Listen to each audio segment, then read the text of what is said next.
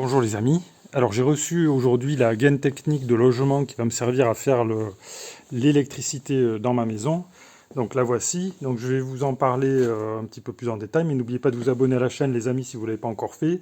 Et vous pouvez également cliquer sur le pouce j'aime sous la vidéo, c'est sympa pour le référencement. Et quant à votre abonnement, il pourra toujours vous servir si vous avez vous-même un projet de construction ou de rénovation de maison. Voilà, alors...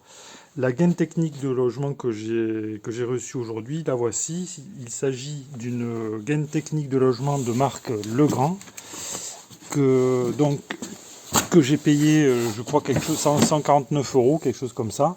Donc voilà à quoi ça ressemble.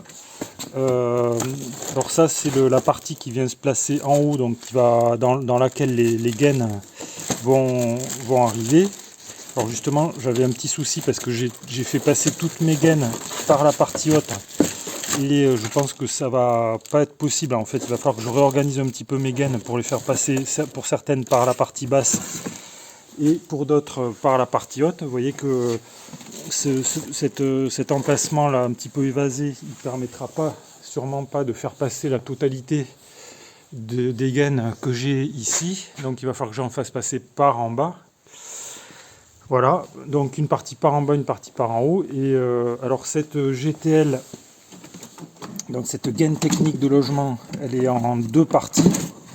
Voilà, on l'assemble, on peut la régler en hauteur de 2,50 m, je crois, à 2,60 m. Donc c'est parfait, ça correspond parfaitement à ce que j'ai comme hauteur de plafond dans la maison.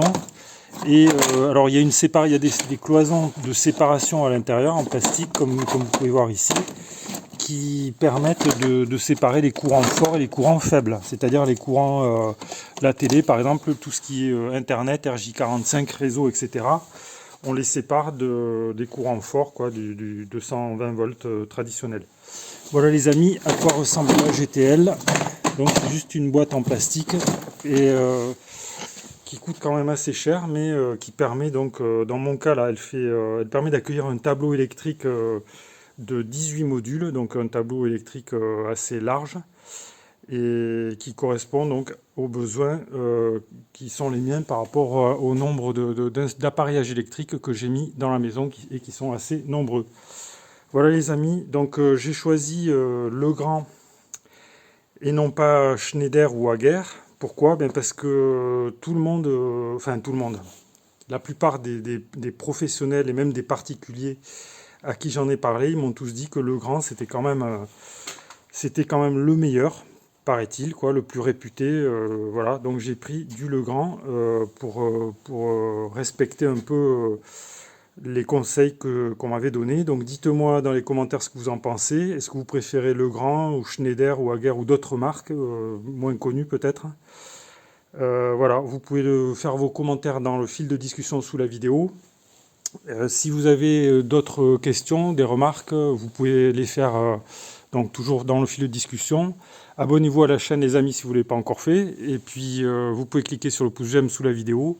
Je vous remercie pour votre attention et je vous dis à bientôt pour de nouvelles vidéos.